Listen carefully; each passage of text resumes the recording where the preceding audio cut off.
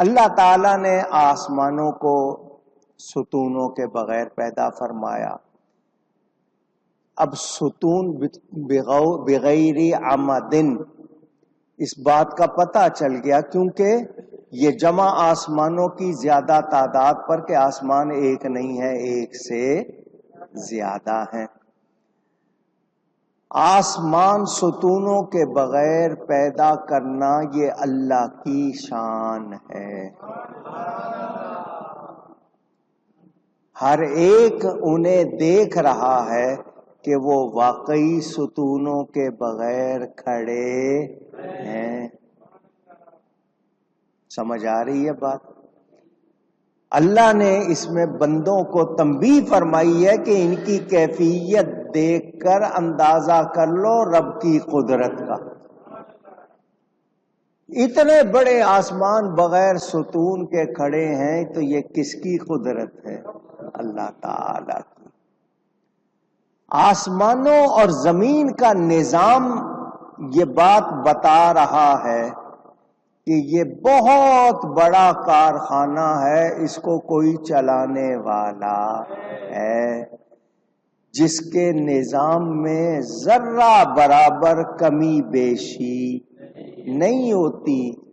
تو یقین کرنے پر مجبور کہ یہ کوئی ذات ہے جو اس کو چلا رہی ہے. میرے دوستوں اور بزرگوں، اللہ تعالی اپنی قدرت کے جلوے،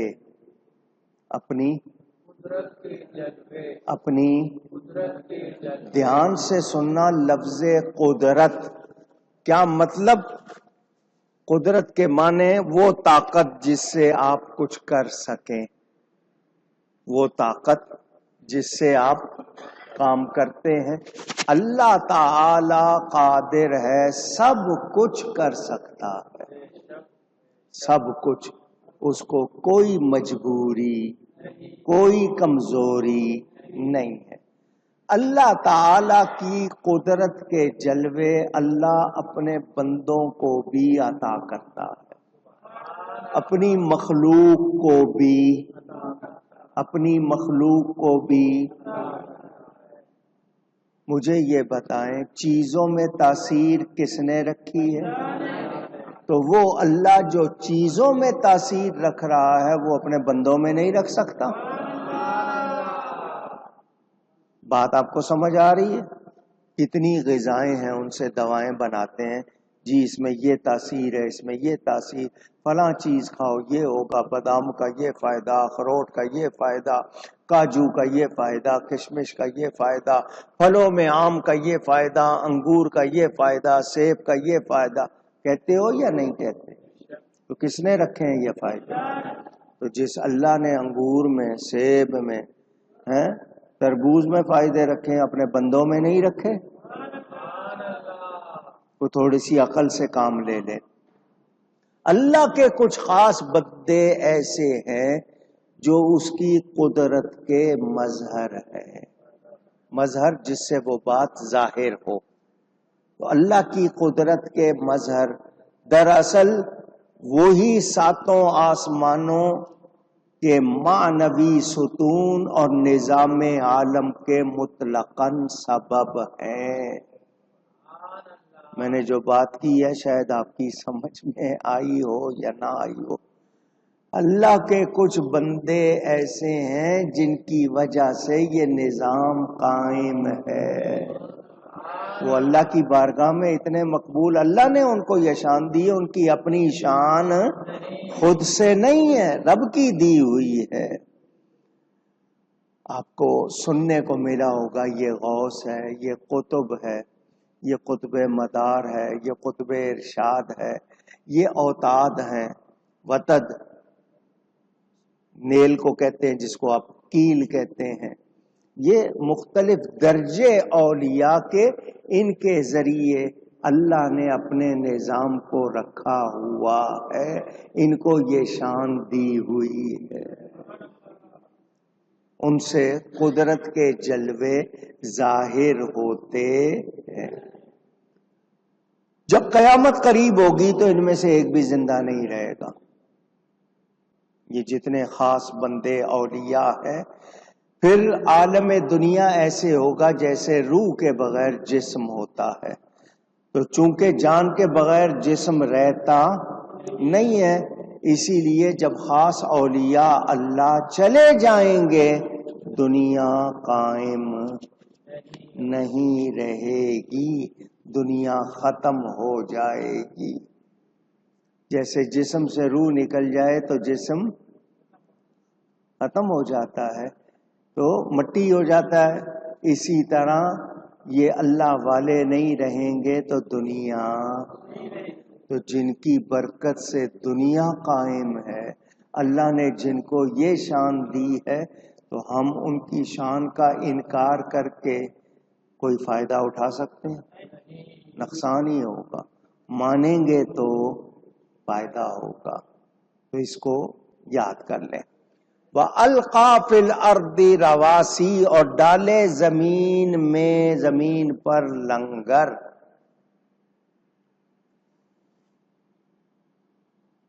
یہ القا کو، یہ لفظ شے کو ایسی جگہ پھینکنا جسے دیکھا اور پھر اسے حاصل کیا جا سکے.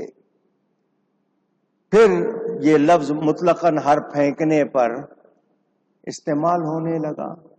قرآن میں نا الق عصاک، اپنی لاٹھی زمین پر پھینکو.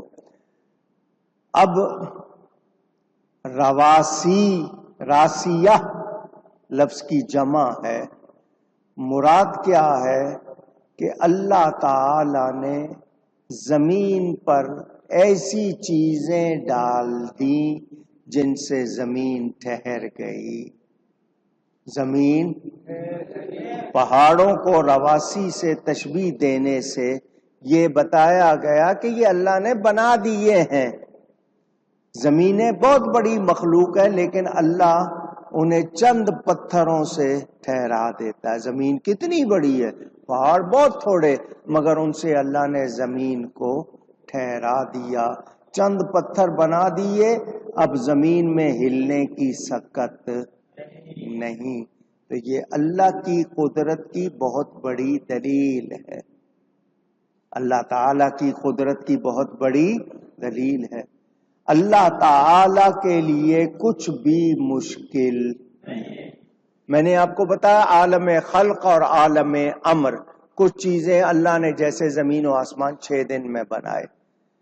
اللہ کن فرماتا ہے، کن کا مطلب ہو جا، فیکون، وہ چیز ہو جاتی ہے. کن کہنے میں ہمیں سیکنڈ لگ جائے، 2 لگ جائیں، 3 لگ جائیں. اللہ بس فرماتا ہے کسی شے کا ارادہ اور فرماتا ہے کن ہو جا، وہ چیز ہو جاتی ہے. چشم زدن، پلک جھپکنے سے بھی پہلے. تو اللہ تعالی زمین سے فرمایا عالم وجود میں آ جا. جب وہ عالم وجود میں آئی تو تھر تھرانے لگی. اللہ نے فرمایا تو تھر تھرا رہی ہے، اس میں اللہ نے پہاڑوں کو گاڑ دیا تو وہ ٹھہر گئی. لیکن کسی کو معلوم نہیں ہو سکا کہ وہ کیسے پیدا کی گئی ہے. اللہ تعالی کو پہچانو. کسی بڑی چیز کا تھر تھرانا، کانپنا، زمین تھرائی، یہ مادہ یمیدو کا کہتے ہیں. اللہ تعالی نے زمین پر لنگر اس لیے ڈالے کہ وہ تمہیں لے نہ جائے، تم اس پر قرار پکڑ سکو. وہ اپنے حیض اور ودوزہ کو بدل ڈالے.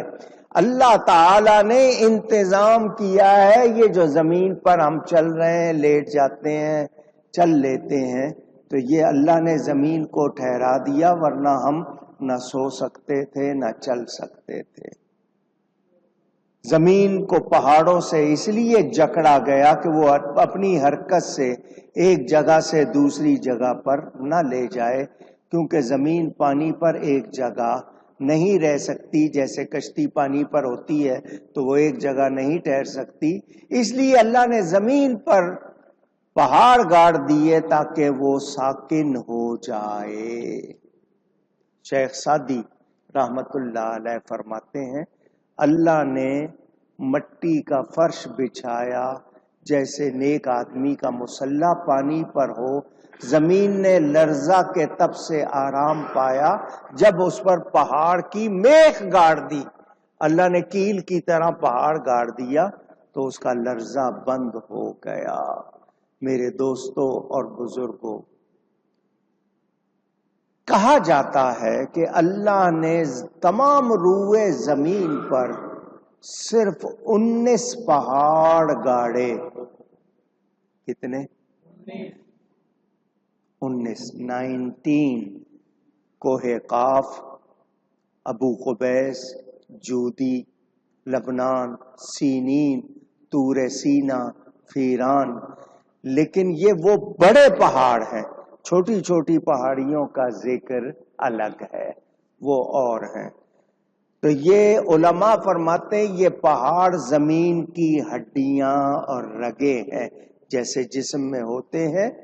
تو جس طرح ہڈیوں پر آپ کا جسم ہے، اسی طرح یہ پہاڑ بنائے گئے زمین پر، جس کی وجہ سے آپ کا جسم ہڈیوں پر، تو یہ پہاڑوں پر زمین ٹھہری ہوئی ہے. وَبَثَّ فِيهَا مِن كُلِّ دَابَّةٍ، تمام قسم کے، جملہ قسموں کے جانور زمین پر پھیلائے.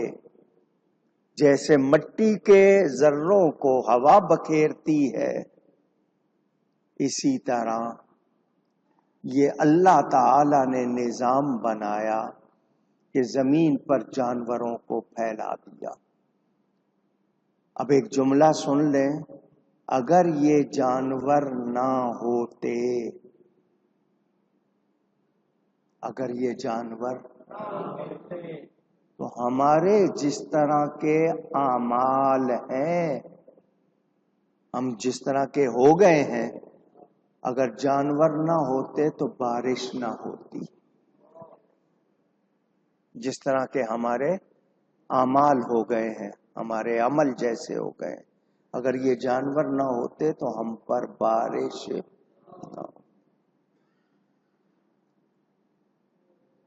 اللہ تعالی نے جس کو بھی بنایا ہے بیکار نہیں بنایا.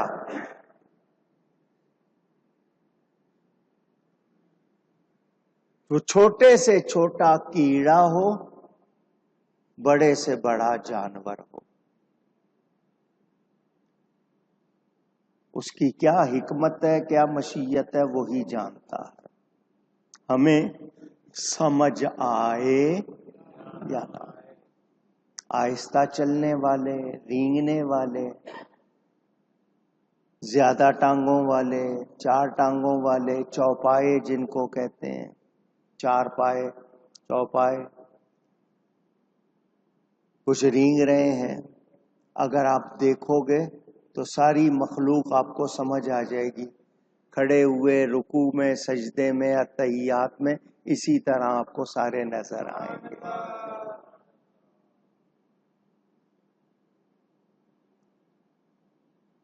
اللہ تعالیٰ ارشاد فرماتا ہے فَأَنبَتْنَا فِيهَا مِن كُلِّ زَوْجٍ كَرِيمٍ، تو اللہ نے زمین میں ہر نفیس جوڑا اگایا، فائدہ دینے والے. کثیر المنافع، کس میں کتنے فائدے ہیں. آج آپ اگر میڈیکل سائنس دیکھیں، نیشنل جیوگرافی دیکھ لے، بہت سی چیزیں آپ کو دیکھ کے اندازہ ہو جاتا ہے. کتنی چیزیں لوگوں نے دیکھی، ان کے فائدے دیکھے. کریم کا لفظ آپ نے سنا، ہر وہ چیز جو اپنے معاملے میں شرافت کی حامل ہو، یعنی اس میں کوئی شرف، بزرگی، اچھائی پائی جائے، تو اسے لفظ کرم سے موصوف کیا جاتا ہے. اسی لیے زوجن کریم فرمایا کہ جس چیز میں اپنے معاملے میں، جس چیز میں شرافت، بزرگی، اچھائی ہو، اس کے لیے کریم کا لفظ بولا جاتا ہے. ہر شے عالم دنیا میں زوج ہے، جوڑے ہے، کہ اس کی نقیض ہوتی ہے یا اس کی دوسری مثال ہوگی، یا جوہر یا عرض اور مادہ صورت سے مرکب ہوگی، اور اس میں اللہ تعالی کا یہ فرمان کہ زوجن کریم، یہ بنانے والا اللہ ہے اور اس کے پاس کوئی کمی نہیں ہے۔ اللہ کی بنائی ہوئی چیزوں میں غور کرو، پہچانو، دیکھو کیسے کیسے عجائبات، حیران کر دینے والی چیزیں اللہ نے بنائی ہے، ان میں کتنا فائدہ رکھا ہے، شکلیں، رنگ، ڈیزائن، ان کی بناوٹ دیکھو، یہ اللہ کی طرف سے ہے۔ پھول کتنے ہیں، پھر ان میں اگر میں آپ کو بتاؤں رنگوں کی قسمیں ہیں، پہلے آپ کے ہاں رنگوں کے نام عربی، فارسی، اردو ہوتے تھے، اب انگلش ہو گئے، جیسے گلابی تھا، سرخ تھا، ارغوانی تھا، سوسنی تھا، جامنی تھا، اور حمری تھا، عنابی تھا، عقیقی تھا، یہ نام اس طرح کے تھے۔ آپ کے ہاں پھلوں کے نام سے یا چیزوں کے نام سے رنگ بولے جاتے تھے، آج کل آپ انگلش نام بولتے ہیں، بلیک ہے، وائٹ ہے، پرپل ہے، بلو ہے، یلو ہے، گرین ہے، آپ اس طرح بولتے ہیں۔ یہ سب رنگ الگ الگ کیسے رب نے بنائے۔ پتے ہیں، ہر درخت کا پتا الگ الگ، اس کا ڈیزائن، اس کی لکیریں الگ الگ ہیں، ان کی خوشبو، ذائقے الگ ہیں۔ یہ ساری چیزوں کو کون جانتا ہے؟ آپ نے کبھی غور کیا؟ بس 10 گز کی زمین پہ آپ 10 درخت لگا دو، ہر ایک کی شاخیں الگ ہیں، پتے الگ ہیں، ان کا پھل الگ ہے، ان سے نکلنے والی چیزوں کے ذائقے الگ ہیں۔ یہ کون بناتا ہے؟ اللہ تعالی۔